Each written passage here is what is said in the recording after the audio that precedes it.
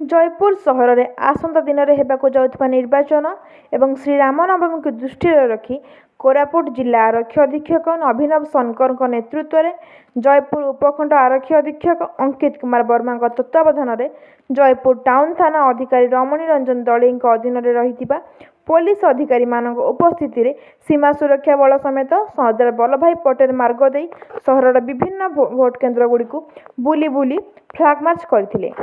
किपरि भाव शांति एवं श्रृंखलार सहित ठीक भाव भोट केन्द्र गुड़ी निर्भय मतदाता जीवे एवं लोकंकर समस्या को नहीं जिला प्रशासन निर्देश अनुसार उपखंड आरक्षी अधीक्षक वर्मा जिला आरक्षी अधीक्षक अभिनव शंकर एवं टाउन थाना अधिकारी रमणी रंजन दलई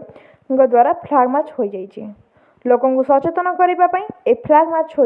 गणमाध्यम को सूचना देते जिला आरक्षी अधीक्षक।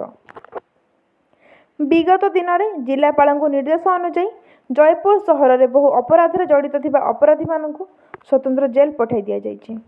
आसंता निर्वाचन में साधारण मतदातांकर पई शांति और श्रृंखलार सहित निर्वाचन होगा बोली जिला आरक्षी अधीक्षक शंकर गणमाध्यम को सूचना देते। जयपुर जिला प्रतिनिधि Krishna Kharang report Odisha camera live.